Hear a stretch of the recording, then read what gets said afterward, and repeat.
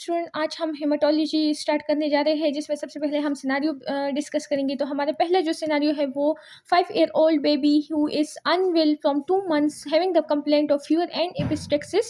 He had used antibiotic but had no improvement. On examination, the baby is paler. He had bruises on all over his body. He had palpable cervical and axillary lymph node. He had hepatosplenomegaly, and on lab investigation, his TLC was raised more than 50,000 per millimeter cube. So what is your diagnosis? यहाँ पे as बहुत ज़्यादा कम है, 1 to 10 year के दरमियान ये baby है, यानी 5-year-old बेबी है, एज कम है. इसके अलावा एक प्रोलॉन्ग हिस्ट्री है, 2 मंथ से उसको क्या है, लो ग्रेड फीवर है. प्रोलॉन्ग हिस्ट्री है, 2 मंथ से बेबी को लो ग्रेड फीवर है, साथ में एपिस्टेक्सिस है और साथ में वो पेलर है यानी एनेमिक है. अब हमारे पास जब एपिस्टेक्सिस क्यों होती है, ब्लीडिंग क्यों होती है या ब्रूजेस क्यों होते हैं? जब हमारे पास प्लेटलेट काउंट कम होगा. जब प्लेटलेट काउंट कम होगा तो ब्रूजेस और ब्लीडिंग होगी. जब डब्ल्यूबीसी यानी न्यूट्रोपिल कम होंगे तो उसकी वजह से लो ग्रेड फीवर हो सकता है, क्योंकि एवरी टाइप ऑफ इन्फेक्शन हमारी बॉडी पे अटैक कर सकता है. इसके अलावा अगर हमारे बॉडी में खुद ही कोई क्रोनिक मसला चल रहा है तो उसकी वजह से भी लो ग्रेड फीवर होता है. अगर आरबीसी और हीमोग्लोबिन कम है तो उसकी वजह से पेशेंट पेलर है. तो इसका मतलब है ये तीनों जो साइन सिम्टम एक साथ प्रेजेंट है, सारे सेल लाइन डिक्रीज है, आरबीसी भी कम है, डब्ल्यूबीसी भी, प्लेटलेट भी. तो इसका मतलब है कि बोन मेरो फेलिवर की साइन है, बोन मेरो में कोई मसला है, इसकी फेलिवर की साइन है ये. एज को अगर हम देखें तो एज भी बहुत ज़्यादा कम है.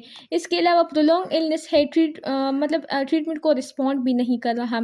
इसके अलावा अगर हम देखें तो हमारे पास लिम्फेडेनापैथी और हेपेटोस्प्लीनोमेगेली भी है.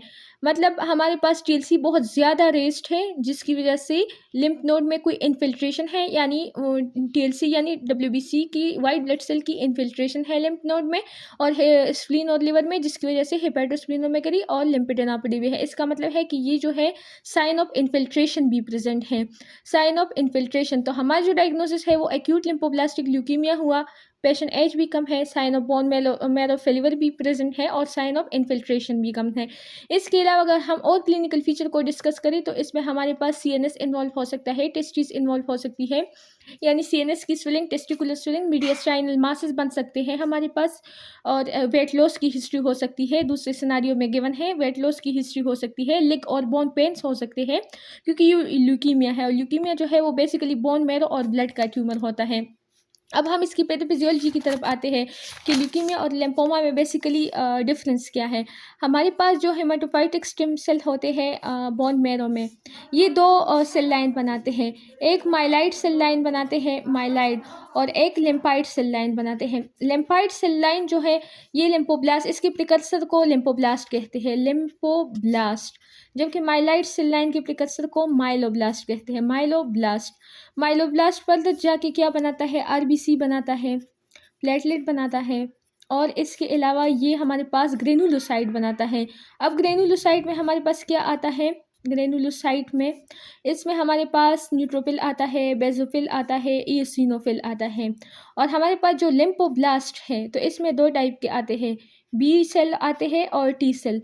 अब हमारे पास अगर ट्यूमर हमारे पास बोन मेरो में हो जाए और ब्लड में हो जाए, यानी बोन मेरो का मतलब है कि अगर ट्यूमर हमारे हेमाटोपोइटिक स्टेम सेल को इफेक्ट करे, माइलाइड सेल लाइन को इफेक्ट करे या फिर लिम्फाइड सेल लाइन को इफेक्ट करे, तो उसको हम कहेंगे ल्यूकीमिया.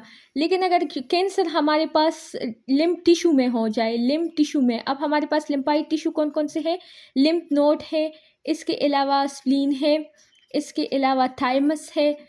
यहाँ पे भी थाइमस में भी सेल मैच्योर होते हैं, टी सेल मैच्योर होते हैं, स्प्लीन में भी सेल बनते हैं, लिम्फ नोड में भी जो हमारे पास लिम्फोसाइट्स है ये बनते हैं. तो अगर ये इन जगहों की ट्यूमर हो जाए तो उसको हम लिम्फोमा कहेंगे.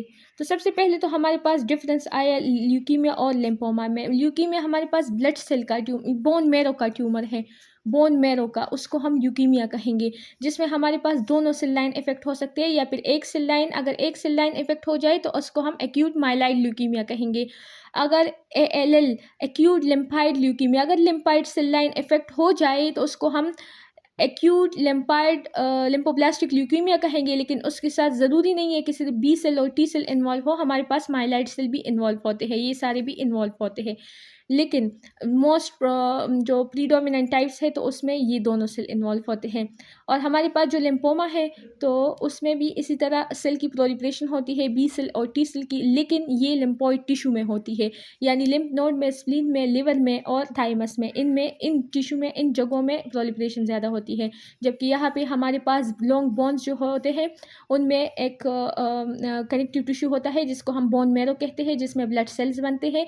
अगर उसमें मसला अब बन जाए तो उसमें हमारे पास बोन पेन्स आएंगे। इसके अलावा अगर बोन मैरो में लिम्फोब्लास्ट की, यानी जो प्रिकर्सर सेल है, इसकी प्रोलिफरेशन ज़्यादा हो जाए और ये जाके बोन मैरो में अकुमुलेट हो जाए, तो हमारे पास जो नॉर्मल सेल्स है, यानी रेड ब्लड सेल, प्लेटलेट और जो हमारे पास अदर वाइट ब्लड सेल है, इनके लिए स्पेस कम मिलेंगी ना, क्योंकि सारे बोन मैरो को इन्फिल्ट्रेट कर लिया है लिम्फोब्लास्ट ने। तो उसकी वजह से हमारे पास ये जो सेल लाइन है ये डिक्रीज़ होंगी। क्यों कम बनेंगी? क्योंकि यहाँ पे इन्फिल्ट्रेशन है, तो उसकी वजह से हमारे पास एनीमिया होगा, पेशेंट को एपिस्टेक्सिस होगी, और इसके अलावा पेशेंट को इन्फेक्शंस होंगे बहुत ज़्यादा, और इसके अलावा वेट लॉस की हिस्ट्री होगी क्योंकि ये एक कैंसर है।